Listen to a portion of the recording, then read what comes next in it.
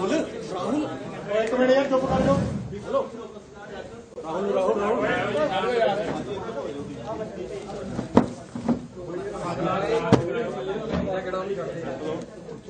एक मिनट जी।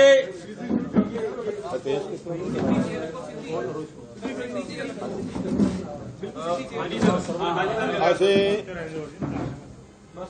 ਤੁਹਾਡੇ ਸਾਰਿਆਂ ਦੇ ਬਹੁਤ ਧੰਨਵਾਦੀ ਹਾਂ ਕਿ ਤੁਸੀਂ ਬੜੇ ਸ਼ਾਰਟ ਨੋਟਿਸ ਤੇ ਸਾਡੀ ਬੇਨਤੀ ਪ੍ਰਵਾਨ ਕਰਕੇ ਇੱਥੇ ਆਏ। ਅੱਜ ਦੇ ਮੁੱਦੇ ਤੇ ਗੱਲ ਸ਼ੁਰੂ ਕਰਨ ਤੋਂ ਪਹਿਲਾਂ ਮੈਂ ਸਭ ਤੋਂ ਪਹਿਲਾਂ ਤਾਂ ਉਹ ਸ਼ਹੀਦਾਂ ਨੂੰ ਪ੍ਰਣਾਮ ਦਿੰਦਾ ਜਿਨ੍ਹਾਂ ਨੇ ਪਰਸੋਂ ਆਪਣੀ ਜਾਨ ਦੇਸ਼ ਦੀ ਸੁਰੱਖਿਆ, ਦੇਸ਼ ਦੀ ਆਜ਼ਾਦੀ ਨੂੰ ਬਰਕਰਾਰ ਰੱਖਣ ਲਈ ਅੱਤਵਾਦੀਆਂ ਦੇ ਹੱਥੋਂ ਸ਼ਹੀਦ ਹੋਏ। ਜੰਮੂ ਕਸ਼ਮੀਰ ਦੀ ਧਰਤੀ ਤੇ ਉਹਨਾਂ ਵਿੱਚੋਂ 4 ਪੰਜਾਬ ਦੇ ਸਪੂਤ ਸਨ, ਜਿਹੜੇ 5 ਸ਼ਹੀਦ ਹੋਏ।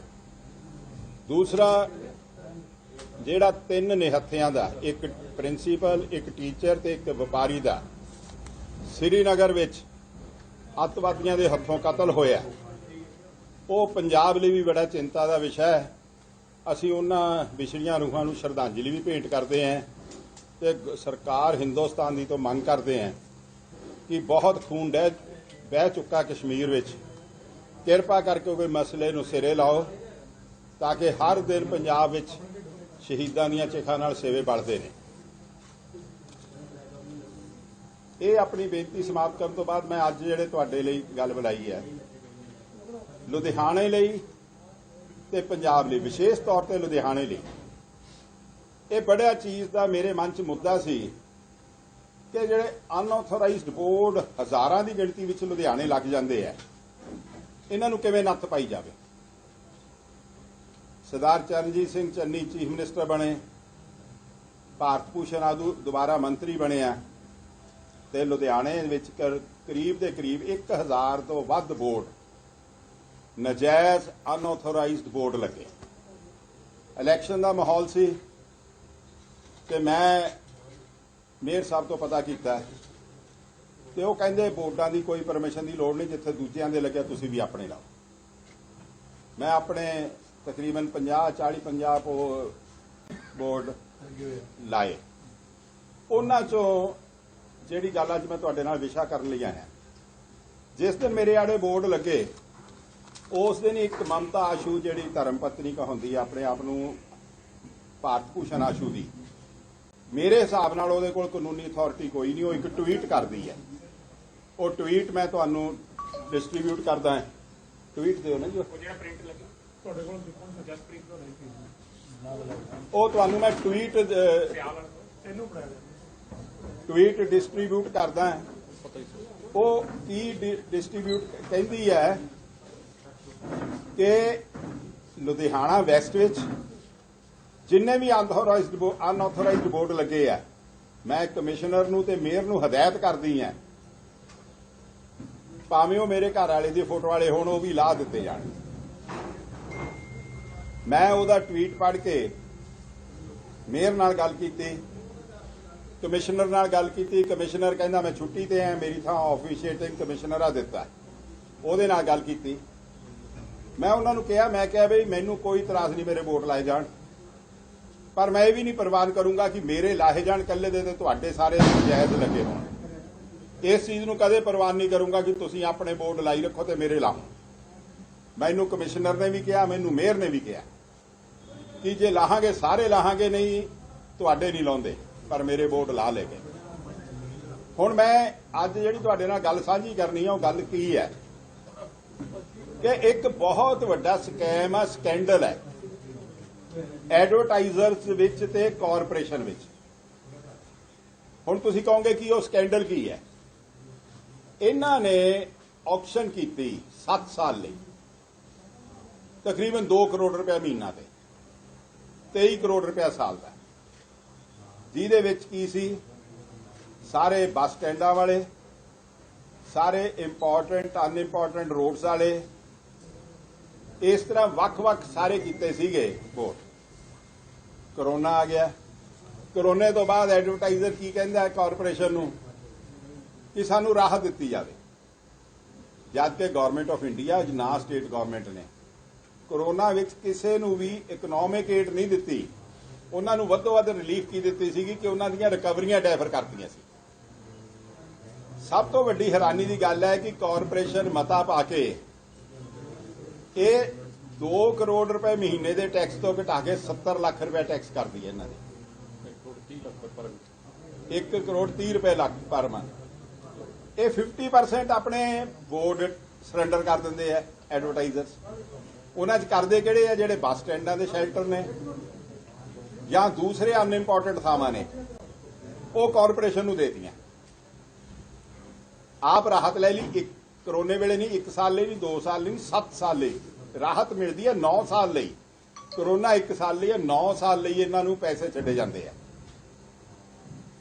ਹੁਣ ਉਸ ਤੋਂ ਬਾਅਦ ਮਿਲੀ ਭੁਗਤ ਕੀ ਹੈ, ਜਿਹੜੀ ਸਭ ਤੋਂ ਵੱਡੀ ਗੱਲ ਹੈ? 50% ਬੋਰਡ ਜਿਨ੍ਹਾਂ ਵਿੱਚ ਬੱਸ ਸ਼ੈਲਟਰ ਬੋਰਡ ਐਟਸੈਟਰਾ ਐਟਸੈਟਰਾ, ਇਹ ਸਾਰੇ ਕਾਰਪੋਰੇਸ਼ਨ ਕੋਲ ਆ। ਇਹ ਐਡਵਰਟਾਈਜ਼ਰ ਨੇ ਆਪਣੇ ਕੋਲੋਂ ਸਰੈਂਡਰ ਕਰਦੇ ਨੇ।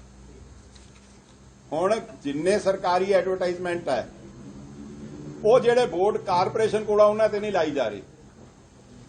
ਜਿਹੜੇ ਐਡਵਰਟਾਈਜ਼ਰ ਕੋਲ ਹੈ ਉਹਨੂੰ 32,000 ਰੁਪਏ ਮਹੀਨੇ ਦੇ ਬੋਰਡ ਕਾਰਪੋਰੇਸ਼ਨ ਪੇ ਕਰ ਰਹੀ ਹੈ ਆਪਣੀ ਐਡਵਰਟਾਈਜ਼ਮੈਂਟ ਕਰਨ ਲਈ ਉਸ ਨੂੰ, ਜਦ ਕਿ ਉਹ ਇੱਕ ਬੋਰਡ ਪਿੱਛੇ ਕਾਰਪੋਰੇਸ਼ਨ ਨੂੰ ਮੰਥਲੀ ਪੇ ਕਰ ਰਿਹਾ ਤਕਰੀਬਨ 16,000 ਰੁਪਇਆ ਉਹ ਕਾਰਪੋਰੇਸ਼ਨ ਤੋਂ ਰਿਕਵਰ ਕਰ ਰਿਹਾ ਇਨ ਐਕਸੈਸ, ਜਦ ਕਿ ਕਾਰਪੋਰੇਸ਼ਨ ਦੇ ਖਾਲੀ ਆ। ਕਾਰਪੋਰੇਸ਼ਨ ਨੇ ਹੁਣ ਖਾਲੀ ਕਿਉਂ ਰੱਖੇ ਆ? ਜਿੰਨੇ ਬੱਸ ਸਟੈਂਡ ਸ਼ੈਲਟਰ ਦੇ ਬੋਰਡ ਨੇ ਉੱਪਰ ਤੁਸੀਂ ਦੇਖ ਲਓ, ਸਾਰੇ ਹੀ ਕਾਂਗਰਸ ਦੀ ਐਡਵਰਟਾਈਜ਼ਮੈਂਟ ਨਾਲ ਲੱਗੇ ਹੋਏ ਨੇ, ਕਾਂਗਰਸ ਦੀ ਲੀਡਰ ਨਾਲ। ਉਹ ਕਾਰਪੋਰੇਸ਼ਨ ਉਹਨਾਂ ਤੋਂ ਚਾਰਜ ਕੋਈ ਨਹੀਂ ਕਰ ਰਹੀ, ਫ੍ਰੀ ਲੱਗੇ ਹੋਏ ਨੇ। ਹੋ ਗਿਆ ਨਾ ਲੈਕਸਿਸ। ਕਾਰਪੋਰੇਸ਼ਨ ਕਾਂਗਰਸ ਦੇ ਬੋਰਡ ਲਾਉਣ ਲਈ ਫ੍ਰੀ ਬੋਰਡ ਗਵਰਨਮੈਂਟ ਨੂੰ ਯੂਟਿਲਾਈਜ਼ ਨਹੀਂ ਕਰ ਰਹੀ, ਆਪਣੇ ਖਜ਼ਾਨੇ ਵਿੱਚੋਂ ਐਡਵਰਟਾਈਜ਼ਰ ਨੂੰ ਪੇ ਕਰ ਰਹੀ ਹੈ, ਕਿਉਂਕਿ ਉਹਨੂੰ ਪੈਸੇ ਦੇਣੇ ਆ, ਹਿੱਸੇ ਆ, ਸੈਟਲਮੈਂਟ ਹੈ। 16 ਦਾ 32 16,000 ਰੁਪਇਆ ਕਿਰਾਇਆ ਮਹੀਨਾ, ਉਹਦਾ 32 ਲੈ ਰਹੀ ਹੈ। ਹੁਣ ਜਿਹੜਾ ਮੈਂ ਤੁਹਾਨੂੰ ਉਸ ਤੋਂ ਬਾਅਦ ਦੱਸਦਾ ਕਿ ਇਹ ਨੈਕਸਸ ਲੋਕਾਂ ਨੂੰ ਅੱਗੇ ਡਾਕਾ ਮਾਰਨ ਲਈ ਕਿਵੇਂ ਪ੍ਰਮੋਟ ਕਰ ਰਿਹਾ।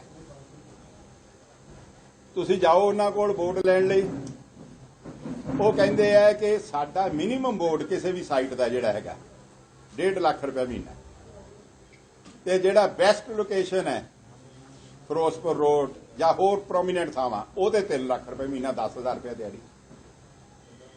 ਜਿਹਦੇ ਲਈ ਉਹ 16,000 ਰੁਪਏ ਮਹੀਨਾ ਪੇ ਕਰ ਰਹੇ ਨੇ, ਉਹਦੇ ਲਈ ਉਹ ਚਾਰਜ ਕਿੰਨਾ ਕਰ ਰਹੇ ਨੇ? 1.5 ਲੱਖ ਤੋਂ ਲੈ ਕੇ 3 ਲੱਖ ਤੱਕ।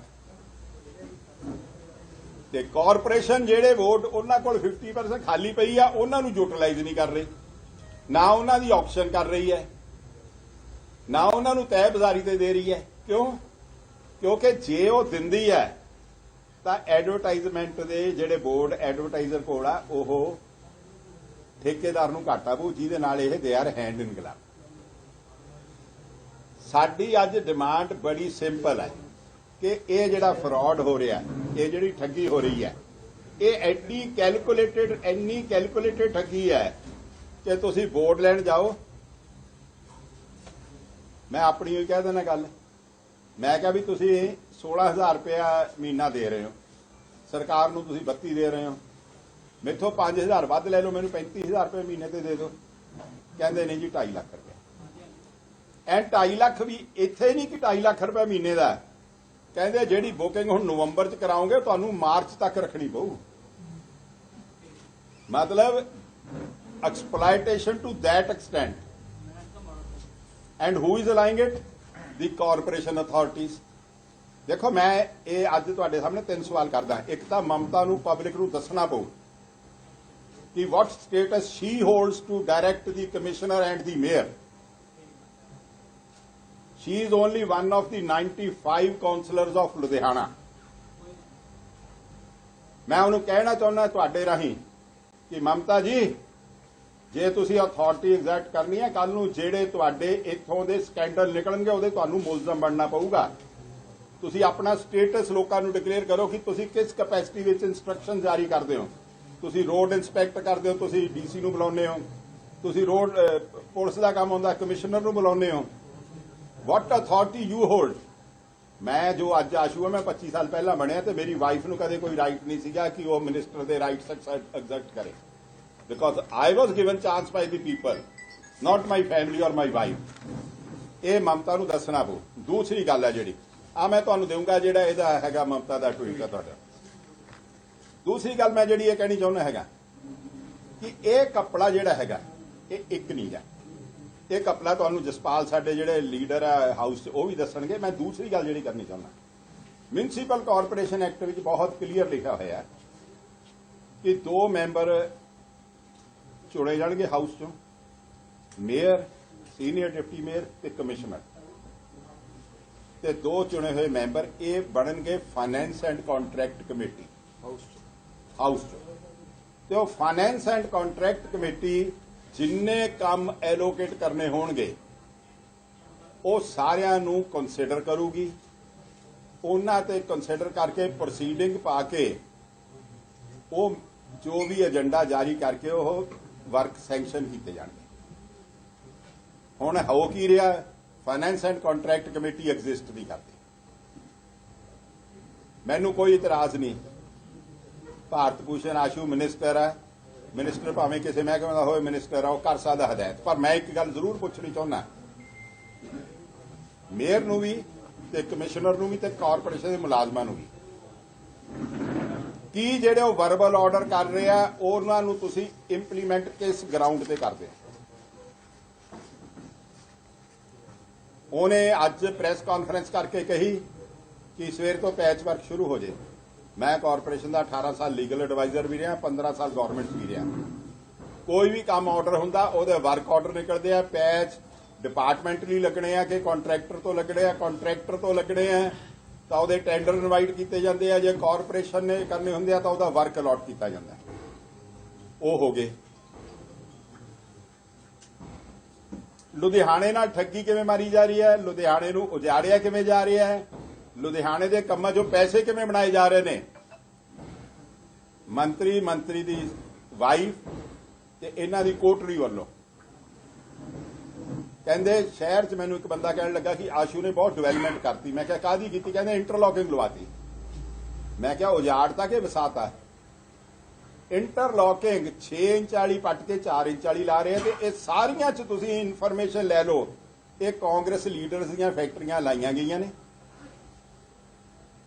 ਉਹਨਾਂ ਨੂੰ ਮੋਬਿਲਾਈਜ਼ ਕਰਨ ਲਈ ਐਂਡ ਫਾਰ ਐਕਸਟਰਾ ਕੰਸੀਡਰੇਸ਼ਨਸ ਲੱਗੀਆਂ ਹੋਈਆਂ ਵਧੀਆ ਇੱਟਾਂ ਨੂੰ ਪੱਟ ਕੇ ਤੁਸੀਂ ਕਿਸੇ ਐਡਵਾਂਸ ਕੰਟਰੀ ਚਲੇ ਜਾਓ, ਜਿਹੜੀ ਇੰਟਰਲੌਕਿੰਗ ਟਾਇਲ ਆ ਉਹ ਸੜਕ ਦੇ ਨਾਲ ਫੁੱਟ ਜਾਂ 2 ਫੁੱਟ ਲੱਗਦੀ ਹੁੰਦੀ ਹੈ, only for the purpose of protecting the ਬਰਮਸ of the road. ਬਾਕੀ ਕੱਚਾ ਪੋਰਸ਼ਨ ਛੱਡਿਆ ਜਾਂਦਾ ਹੁੰਦਾ ਜਿਹਦੇ ਨਾਲ ਪਾਣੀ। ਫਿਰ ਉਦੋਂ ਇੰਟਰਸਟਿੰਗ ਗੱਲ, ਇੱਕ ਬੜਾ ਸ਼ਹਿਰ 'ਚ ਕੰਮ ਚੁੱਕਿਆ ਜਾ ਰਿਹਾ, ਬੜਾ ਕੰਮ ਚੁੱਕਿਆ ਰਿਹਾ ਜੀ ਕਿ ਸਮਾਰਟ ਸਿਟੀ ਦਾ ਕੰਮ ਸ਼੍ਰੋਮਣੀ ਅਕਾਲੀ ਦਲ ਵੇਲੇ ਮਨਜ਼ੂਰ ਹੋਇਆ ਸੀ।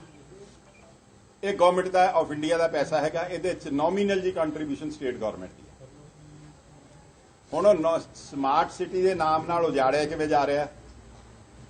ਜਿਹੜਾ ਸੇਕਰਡ ਹਾਰਟ ਸਕੂਲ ਦੇ ਓਵਰ ਬ੍ਰਿਜ ਬਣ ਰਿਹਾ, ਸਿੰਗਲ ਬ੍ਰਿਜ ਬਣ ਰਿਹਾ, ਐਂਡ ਦੂਸਰੇ ਪਾਸੇ ਤੁਸੀਂ ਦੇਖਿਆ ਅੰਡਰ ਬ੍ਰਿਜ ਬਣ ਰਿਹਾ। ਉਹ ਜਿਹੜਾ ਅੰਡਰ ਬ੍ਰਿਜ ਬਣਿਆ ਉਹਨੇ ਜਿਹੜੀ ਲੇਅਰ ਵੈਲੀ ਆ ਸਰਾਭਾ ਨਗਰ ਦੀ ਉਹ ਸਾਰੀ ਪੱਟ ਦੇਣੀ ਆ, ਕਿਉਂਕਿ ਉਹਨੇ ਉੱਥੇ ਜਾ ਕੇ ਨਿਕਲਣਾ। ਯੂਟਿਲਿਟੀ ਖਤਮ ਹੋ ਗਈ। ਜਿਹੜਾ ਪੀਸਫੁਲ ਏਰੀਆ ਸੀ ਲੁਧਿਆਣੇ ਦਾ ਉਹਨੂੰ ਸਭ ਤੋਂ ਕੰਜੈਸਟਡ ਏਰੀਆ ਬਣਾ ਦੇਣਾ, ਟ੍ਰੈਫਿਕ ਉਧਰੋਂ ਚਲੇ ਜਾਣਾ। ਐਂਡ ਸਭ ਤੋਂ ਗੰਦੀ ਗੱਲ ਜਿਹੜੀ ਸਭ ਤੋਂ ਘਟੀਆ ਗੱਲ ਕੀਤੀ ਗਈ ਹੈ ਕਿ ਮਲਹਾਰ ਰੋਡ ਇਸ ਵੇਲੇ ਮੋਸਟ ਇੰਪੋਰਟੈਂਟ ਸ਼ਾਪਿੰਗ ਸੈਂਟਰ ਸੀ ਲੁਧਿਆਣੇ ਦਾ, ਜਿਹਦੇ ਵਿੱਚ ਸੜਕ ਦੀ ਵਿੱਥ ਖਤਮ ਕਰਕੇ ਫੁੱਟਪਾਥ ਚੌੜੇ ਕਰਦੇ। ਐਂਡ ਤੁਸੀਂ ਦੇਖਿਆ, ਮੇਰਾ ਖਿਆਲ ਤੁਸੀਂ ਸਾਰਿਆਂ ਨੇ ਵਿਜ਼ਿਟ ਕੀਤਾ ਹੋਣਾ ਕਿ ਉਹਦੇ 2 ਢਿੱਡ ਬਣਾਤੇ ਸੜਕ ਤੇ 2 ਕਿਲੋਮੀਟਰ ਦੇ। ਐਂਡ ਵਾਟ ਦੇ ਹੈਵ ਰਿਜ਼ਲਟਡ ਇਨ, ਅੱਜ ਤੋਂ 7 ਦਿਨ ਪਹਿਲਾਂ 2 ਲੁਧਿਆਣੇ ਦੇ ਟੌਪ ਬਿਜ਼ਨਸਮੈਨ ਇੰਪੋਰਟੈਂਟ ਬੰਦਿਆਂ ਦੇ ਮੁੰਡੇ ਰਾਤ ਨੂੰ ਮੋਟਰਸਾਈਕਲ ਤੇ ਰੇਸ ਕਰ ਰਹੇ ਸੀ, ਉਸ ਬੰਪ ਤੋਂ ਡਿੱਗ ਕੇ ਉਹਨਾਂ ਦੇ ਹੈਡ ਇੰਜਰੀਜ਼ ਹੋਈਆਂ ਐਂਡ ਦੇ ਵਰ ਕਨਫਾਈਨਡ to hospital. And the very next day ਇੱਕ ਸਿਵਿਕ ਸਿਟੀ ਹੋਂਡਾ ਕਾਰ ਵਾਲਾ ਆ ਰਿਹਾ ਸੀ, ਉਹਨੂੰ ਪਤਾ ਨਹੀਂ ਲੱਗਿਆ ਕਿ ਇਹ ਬੰਪ ਅੱਗੇ ਗੁੜ ਕੇ ਉਹਦਾ ਸਿਰ ਵੱਜਿਆ, ਉਹਦੇ ਹੈਡ ਇੰਜਰੀ ਹੋਈ। ਅਗਲੇ ਦਿਨ ਉੱਥੇ ਇੱਕ ਸਕੂਟੀ ਤੋਂ ਡਿੱਗੀ ਲੜਕੀ, तो मैं एक गल कह के गल करूंगा, बाकी अपने जसपाल दसूगा।